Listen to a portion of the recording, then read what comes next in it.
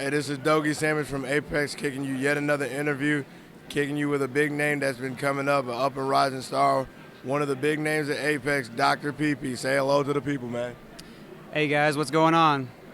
One half of Team Catfish, man. This has been an amazing tournament. I'm just going to cut straight to the chase as is. What did you think about how everything went down? How everything went down at this tournament? I was really pleased with the way a lot of things worked out. As far as my own performance goes, I guess singles. I felt pretty happy. I was pretty happy with singles. I guess overall, you can't always be too greedy. You can't always forget all the good things that happened. In doubles, fifth teaming with Everlasting Ye, who's not my regular teammate, Lauser is. So I feel pretty good about both of those and don't really have any regrets. And there was great hype, and it was run well enough. There was enough time to get everything done, and it was just a fun tournament. I really enjoyed it. What was your favorite moment in teams? It can be a match you did with Ye, clutch moment, or just any match you saw. My favorite moment? Favorite moment. I don't. Okay, this is kind of silly. I don't remember favorite good moments of teams other than like when I win matches, I guess, and everyone gets like really loud about it. But I don't really remember it that well. I don't like. I like teaming with Everlasting Game. We had a really good combo on someone. I forget who it was. It was really sick. It was someone that we 2-1'd. We had a really hard time coming back on them. I think it was Silent Wolf and Eggs. The way we finished off the game 3. That was really good back air, and I think it was a down air to Fox up smash combo. Yeah, that felt really good. All right. And in a hot topic question of teams, what was going through your mind when Mango counterpicked J-Man's shirtlessness with his own shirtlessness?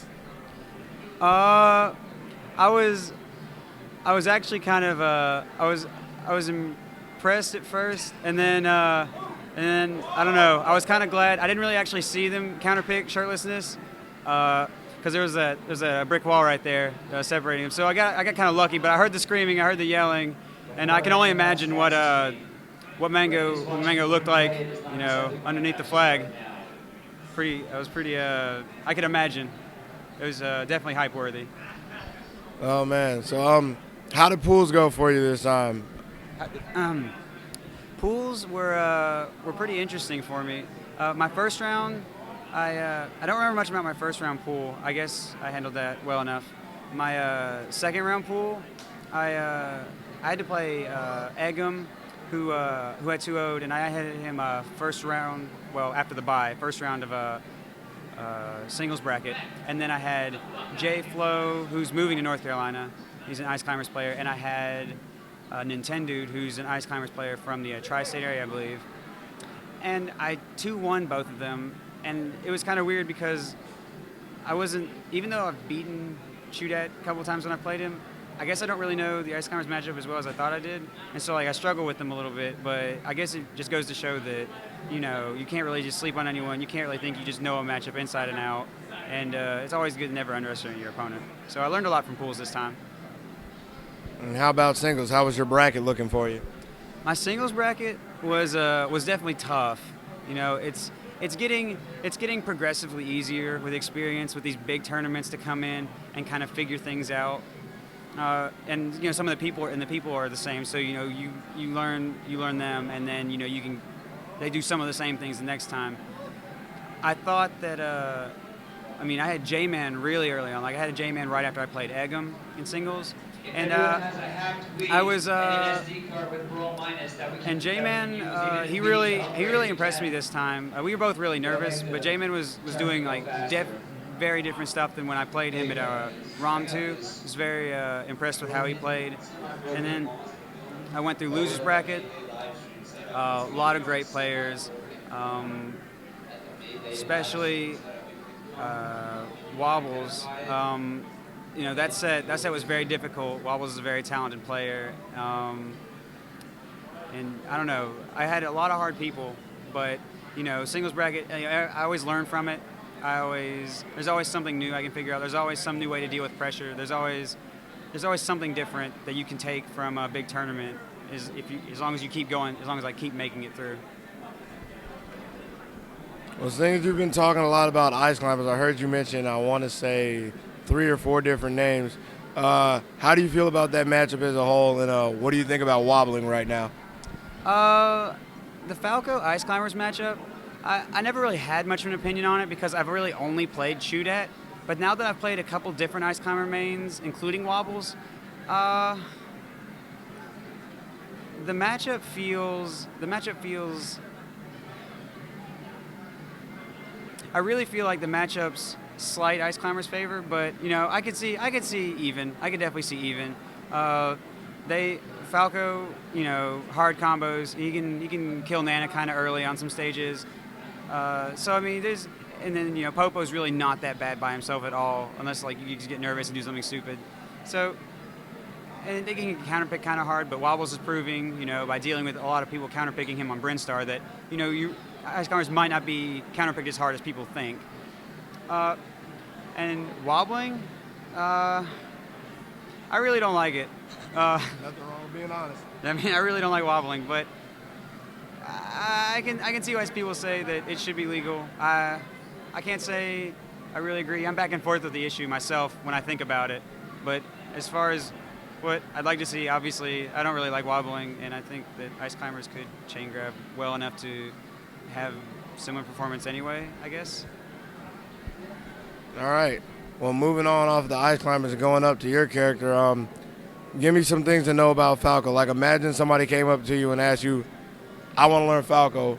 Where should I start? Give some tips for the viewers. Learning Falco.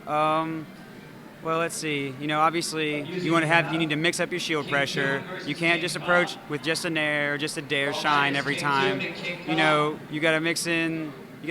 Like shine grabs, retreating aerials, and then you have like laser to just the same aerials or laser to grab, all those different things. And you have those mix-ups. Then you have like laser spacing, I guess. And what that is like when you approach with the laser, what you want to do is you don't want to always approach it like the same spacing with laser, because then people will be able to kind of figure out what you want to do. Because they can tell what aerial you're going to use or like what approach you're going to use based on how close you get. So you want to mix that up. You want to keep them guessing. Approach is really important with Falco, in my opinion, and so you have to be really methodical about it. I guess anything else is don't try to drag your combos out.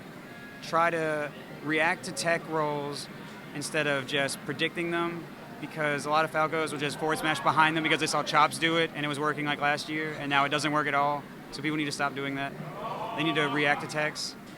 And let's see. And then if you're playing like a floaty character, don't try to do combos that you can't do. Don't try to overextend yourself, because then that's how Falco dies real easy. So just play smart, know when to drop things, and how you can try and keep pressure on, even though you do have to drop combos sometimes.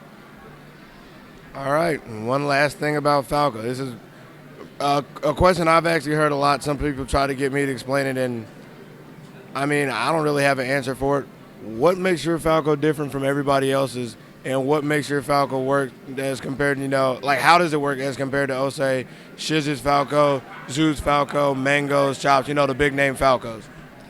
That's a really interesting question. I don't know if all the other Falcos really think about the game like I do.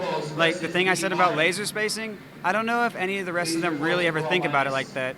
I make sure that I can verbalize all of my ideas and completely get all the concepts down, because I want to make sure I thoroughly understand everything I'm doing. And that's why some people say like I have like an adaptive play style, because when I see something that doesn't work, I usually try to fit it into my head of why it doesn't work.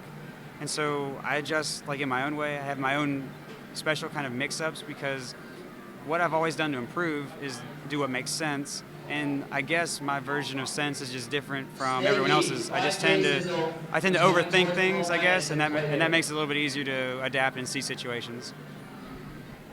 All right.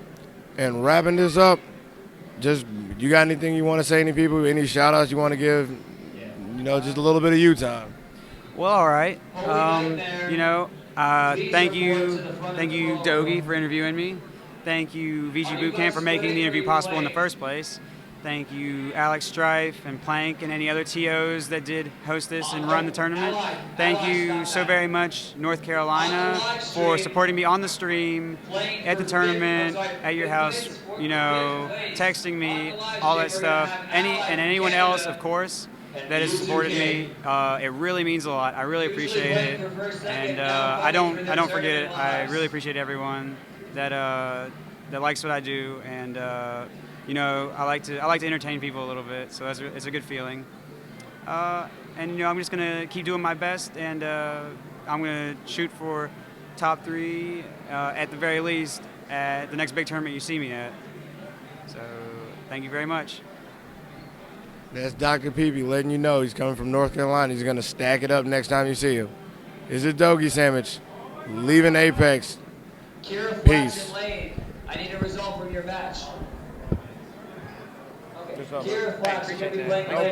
No problem.